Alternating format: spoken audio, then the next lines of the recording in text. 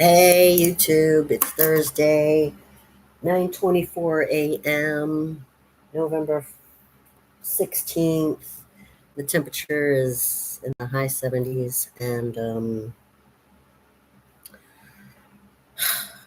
so I'm still talking. I know, right? Do I ever shut up? Well, honestly, I'm always alone, so sorry if I make all these video vlogs, but this is like the major conversation of my day. Um, I wrote something for vocal today, and I want to read that because I was really kind of insecure about writing it, but the thought was like stuck in my brain that I really like felt like I should write it for myself and others. And so I wrote it. There was a couple typos. I hate that because that platform, you have to edit before you press the publish button, and I never read it until after I press the publish button. So there's typos. But anyway, I want to read it. I just want to see how it sounds if I read it, because I think it's a really important topic. That's why I was sort of insecure about writing it about that topic. But I used all the knowledge I have in my head to make the fairest opinion I could provide, and I want to read that article. So, putting on my glasses again so I can read this article. I want to see how it sounds when I read my article on, a thingy, on a video thingy. Because I don't usually write scripts for myself, as you can tell by my wackadoodle crazy videos. So, here's a script I'm writing for myself, like on an important topic. Okay, so my article is called A Victim of Ignorance and Greed. Historic legislation was not upheld for Americans seeking housing. And I included a photograph of uh, how some people live in, keep all their stuff in a little storage closet when they're, van lifing it or homeless, bouncing. They call it bounce. Some people call it bouncing, from home to home, wherever someone will allow them to be a guest because they're in a homeless crisis. Okay, here's my article. Most of my adult life, I have been a renter or a guest. Let me stop at that period for a second. I might also add commentary as I read this because my article doesn't include all the anecdotes and personal experiences that I've been through. So, just side notes that may come in with this article. Okay, I'll start again. Most of my adult life, I have been a renter or a guest. As a child, I was not expected to contribute financially to my mother's rent or mortgage payments. However, after high school graduation and as an independent adult, I was expected to afford my own housing. That expectation is not unfair, but for over 30 years, I've witnessed and experienced many leases or contracts or rental agreements that have been unfair and, according to American history, illegal. I feel that for all my years in the American public school system, and even as a college graduate, there was a certain piece of important American history that was not brought to my attention.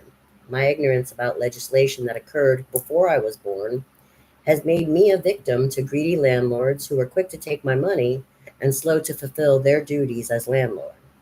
Also, not knowing the legislation that I now know made me a victim to landlords who violated laws with discrimination at me and others like me, causing unnecessary homelessness.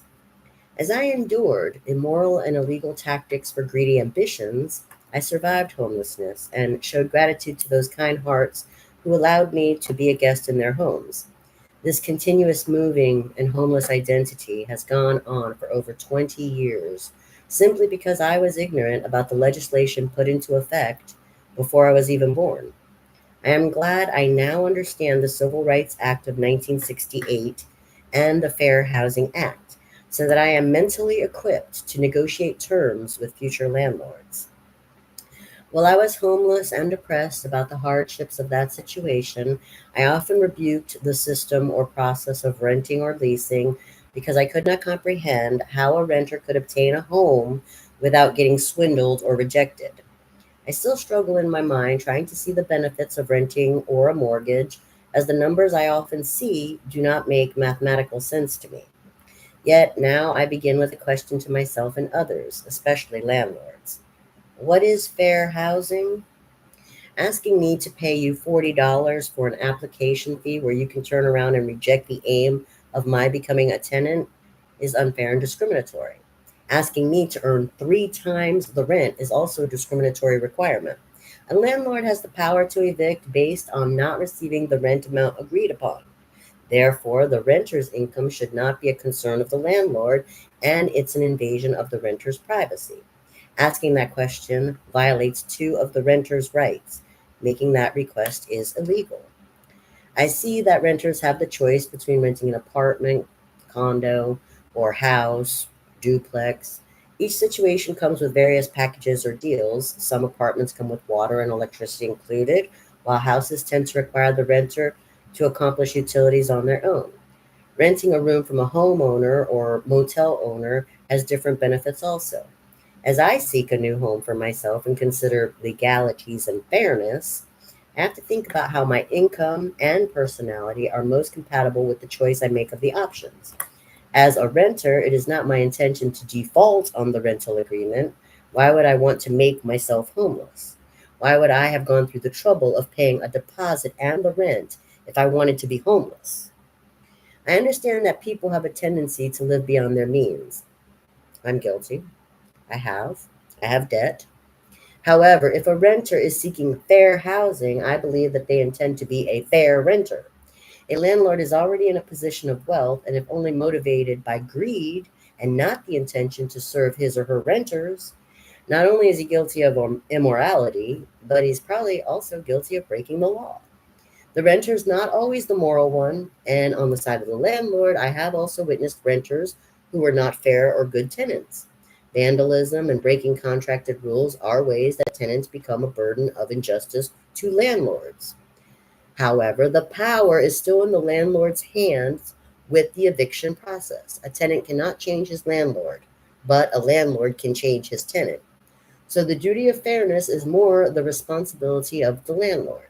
Negotiation and knowledge of the law is the only power that the tenant has regarding their contract or lease.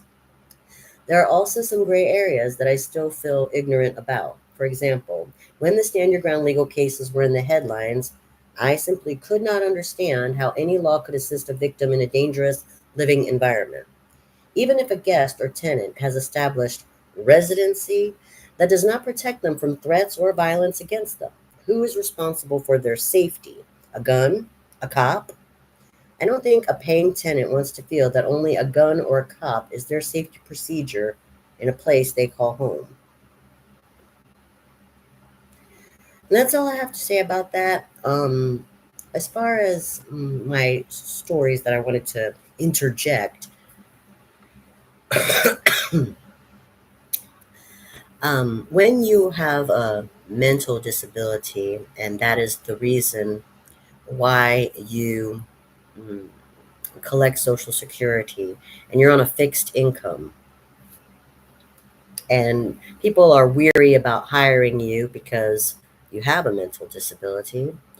So you can't put any more upon your income, and they are making the rents much more than your fixed income can, you know, pay, or asking you to make three times what you already can't pay with what you do have. This is where the numbers, the mathematical numbers, don't make sense, and this is what I have been going through.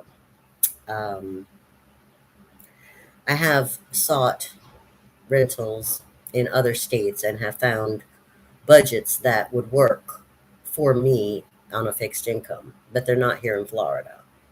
So that's for all my griping about how I don't like Florida. That is a major reason why I want to move. Um, as far as safety goes, I mean, if you're dubbed with a mental illness, you are not authorized to own a gun.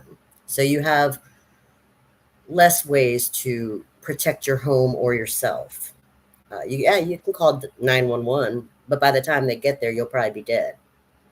I mean, the best options I have is martial arts, darts, and a big dog. Uh, but I mean, it's just sad to me that we have to think like that just to feel a sense of safety in our home. I mean, I would think that if you're paying your rent or your mortgage, or even, if you live with your family or you're a guest in, with an invitation, you shouldn't feel like that. You shouldn't feel like, to me, the word unsafe and home are not synonymous.